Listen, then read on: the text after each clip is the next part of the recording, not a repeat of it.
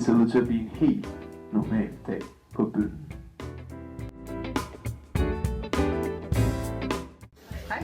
Hej. Hvad skal du have? Jeg vil gerne bede om en kaffe latte.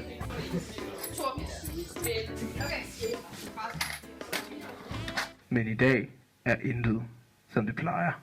Men i dag er intet, som du plejer. Nå? Du kan jo prøve bønnehjulet. Vi introducerer bønnehjulet. Du kan vinde en gratis kop kaffe, en kaffe til halv pris, et lod til konkurrencen om en gratis kaffe går til bønnen værdi 100 kroner. I slutningen af hver måned vil der blive trukket lod, og vindere vil blive annonceret på Facebook. Ej, hvor fedt, mand. Yes! Wow! Du har vundet en gratis kop kaffe. Du kan indlæse den lige når du har lyst. Tak.